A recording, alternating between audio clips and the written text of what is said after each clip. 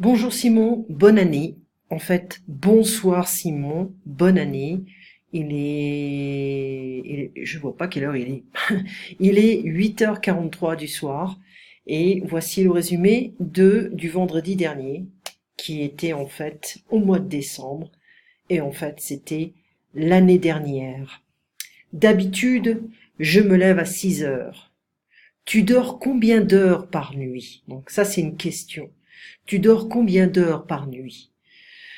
On pourrait dire en moyenne je dors 5 heures par nuit, en moyenne je dors 6 heures par nuit, etc. La même chose pour moi. On dort moins quand on vieillit, c'est vrai. J'ai pas de problème si je dors 6h30 ou 6 heures, ça va pour moi. 7 heures, 7h30, 8 heures, c'est du luxe. Mais là, ces 2 dernières semaines, c'était beaucoup plus relax pour moi, donc je pouvais dormir plus longtemps. Si je ne dors que 5 heures dans la nuit, ou 5 heures par nuit, je fais une sieste de 20 minutes dans la matinée ou dans l'après-midi. Ok? Alors, tu m'avais dit que tu as encore un tout petit problème concernant le ne que. Je ne mange que des légumes verts. Alors, ne que, c'est une limitation. C'est considéré comme une forme négative parce qu'on a le ne, mais c'est une limitation. Voilà, je ne mange que, je ne fais que, je ne dois que. Par exemple, je ne dois que 5 euros. Voilà, je ne fais que des pizzas. Je ne mange que des légumes verts. Voilà. On a réécouté des dialogues que l'on connaissait, mais ici on s'est concentré sur l'écoute. La bouchère, le boucher, chez le boucher. Et on avait fait également une espèce de simulation. Voilà. Alors, il n'y a pas de problème pour toi pour comprendre ces dialogues. Ils sont rapides, ils sont à une vitesse normale. Les gens ne parlent pas lentement, hein, ce sont des dialogues normaux. Et on peut aller chez le boucher et on peut demander plusieurs choses. Voilà, je voudrais, j'aimerais, euh, euh, je vais prendre, donnez-moi, ok? Pourriez-vous, avez-vous, pourriez-vous me donner un poulet rôti, s'il vous plaît? Avez-vous des saucisses anglaises, etc. Ok? Un poulet pour rôtir. Ici, il y a un petit accent. En fait, on va pas dire ça. On va dire un poulet frais. Voilà, pour 6 personnes. Puis si on veut quelque chose de plus grand que d'habitude, on dira un gros poulet. Donnez-moi un gros poulet. Celui-là. Voilà, celui-là. Avec ça, ça ira? Ça ira, celui-là? Oui, celui-là, c'est très bien, c'est parfait. Ok? Donc si tu vois un poulet que tu veux qui est dans la vitrine, tu pourras dire celui à gauche. Non, non, au milieu. Non, à droite. Voilà, celui-là, c'est parfait, il est gros. Et avec ceci, des saucisses à faire cuire. Alors attention, on a plusieurs saucisses. On a des saucisses polonaises aussi. On a des saucisses, je me souviens plus comment ça s'appelle. Euh, je me souviens plus du nom des saucisses polonaises. Ma grand-mère les achetait tout le temps. Et on peut les manger crues aussi. Euh, on a les saucisses à bouillir, et puis on a les saucisses, c'est à faire cuire, hein, normalement. Les saucissons secs, pas besoin, c'est déjà prêt à manger. Voilà, donc des petites saucisses de porc, voilà ce que je veux, voilà. Euh, Généralement, les boucheries vont vendre les mêmes produits, vont vendre des produits en fonction des demandes, de la demande des Français. Donc, on a en France des boucheries polonaises, on a des boucheries italiennes. J'ai jamais vu des boucheries anglaises, peut-être. Voilà. Alors, il vous en faut combien des saucisses? Il vous en faut combien? Alors, il m'en faut 6, on pourrait dire. Il m'en faut 6.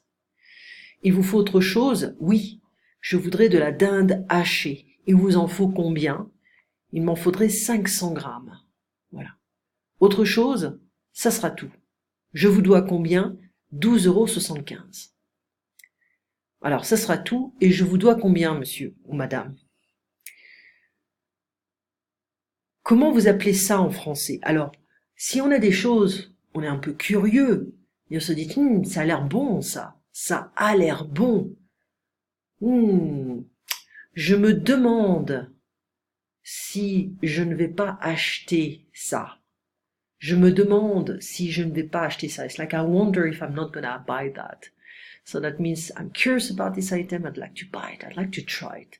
Je voudrais essayer, je voudrais goûter. Alors, on pourrait dire, comment vous appelez ça? Donc tu montres du doigt. Je voudrais ces saucisses-là, ce poulet-là, cette côtelette-là, this one, that one. Ok?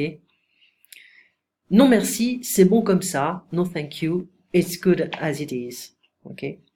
Ça suffira comme ça. That will be enough as it is. Non, c'est bon. That's enough. Ça suffira ou ça suffit. Voilà. Voilà. Ok. Ensuite, vous n'auriez pas de la monnaie si tu veux payer avec de l'argent, avec des billets, des pièces. Vous n'auriez pas de la monnaie si tu payes avec un gros billet. D'accord? Alors, qu'est-ce qu'on avait d'autre ici? Pétrir la pâte. It's like to work the dough. Dans les boulangeries, on a le pain artisanal et le pain industriel. Le vrai pain artisanal ne sèche pas facilement. Hein. On ne va pas avoir du pain 5 heures après, du pain sec 5 heures après. Non, ça reste frais quand même assez longtemps.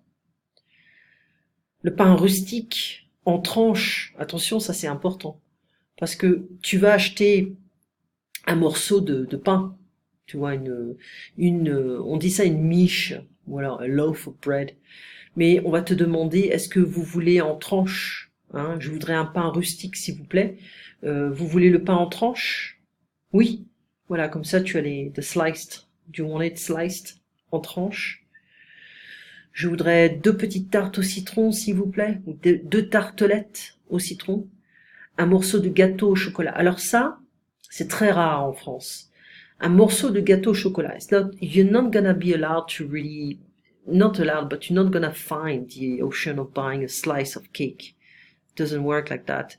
They have like the small chocolate cakes, individual things like that, but it's not a slice. So, tu vas dire, je voudrais un opéra, je voudrais, I don't know, you check the name and you can just tell them what you want. Voilà, un morceau de gâteau au chocolat. Alors on le vend en entier, le gâteau. Généralement, ils sont là. Mais si vous souhaitez quelque chose au chocolat, je vous conseille, par exemple, un opéra, un éclair au chocolat, un merveilleux au chocolat, etc. D'accord? Donc on avait vu, en fait, c'est les produits fins. Voilà, généralement on a ça, puis derrière on a le pain. D'accord.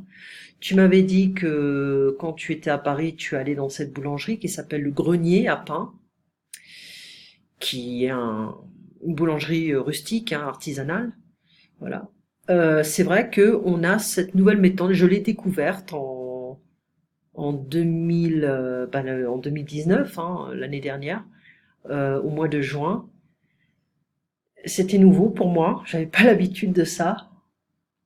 Et quand j'étais en France en 2016, il n'y avait pas ces machines, donc c'est très récent, voilà. Donc on dépose l'argent dans la boîte.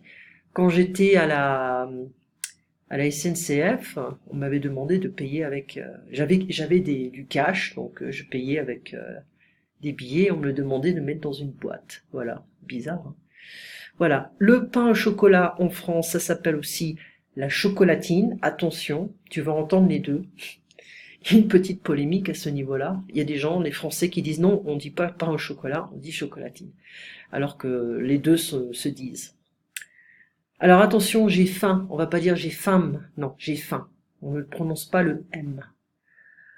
En France, on a plusieurs types de pain. Bon, j'ai un élève allemand qui me dit que les Allemands ont plus de pain que les Français. C'est pas vrai. Le pain allemand est dégueulasse. Il est lourd, il n'est pas du tout sophistiqué. Mais ça, je le dis pas à mon étudiant allemand parce que il va être vexé. Mais on a beaucoup de pain, par exemple du pain aux noix, du pain au raisin, du pain aux olives, du pain aux céréales, etc. Et le pain complet a plus de fibres, comme le pain aux céréales. Euh, on peut avoir 3 types de baguettes, hein, la ficelle, qui est très petite, hein, très fine, la baguette traditionnelle, hein, et je me souviens plus de l'autre. Donc on peut également dire, donnez-moi une baguette bien cuite, hein, bien cuite ou pas trop cuite, d'accord. Alors la croûte, ça c'est l'extérieur, hein, l'aspect croustillant, et le crouton c'est le bout de la baguette. Voilà. Alors ça c'était l'ancêtre des fours à pain. C'est vraiment comment dire, cela donne une saveur particulière au pain. La même chose pour les pizzas. Alors, on peut également, quand on est dans une boulangerie, pâtisserie, on peut demander, bah voilà, il y a un gâteau qui me semble intéressant, mais qu'est-ce qu'il y a dans ce gâteau? Alors, il y a des noix, du caramel, de la crème, etc. Donc, tu entendras beaucoup de choses. Une tarte au citron meringuée. Alors ça, je déteste les tartes au citron françaises. Je trouve que c'est dégueulasse. Je préfère les tartes au citron en Floride, qui sont beaucoup mieux. C'est mon avis personnel, bien sûr. Poser une moquette is to lay a carpet. Okay. A rug, c'est un tapis. Ensuite, on avait fait le marchand de journaux. Euh, le marchand de journaux, alors voilà, ici on a plusieurs catégories de marchands de journaux. On a ce qu'on appelle aussi un bureau de tabac, où on achète des cigarettes.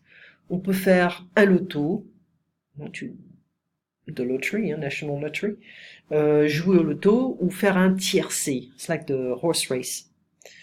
Et on peut acheter des magazines, on peut... certains bureaux de tabac sont même des banques, c'est-à-dire qu'on peut déposer de l'argent. C'est bizarre ça. Yeah. Donc on peut acheter des cigarettes, faire un loto, acheter des magazines, des journaux, des souvenirs parfois. Hein. On a dans les aéroports ou dans les gares euh, des marchands de journaux qui s'appellent les relais. On n'achète pas des cigarettes dedans, mais on achète des livres, des magazines, des journaux, voilà, des petits souvenirs si on veut. Voilà. Ouais, ces écouteurs sont impossibles, mais bon, je vais en acheter quand ils seront complètement morts, ces écouteurs. On peut acheter des snacks, ok.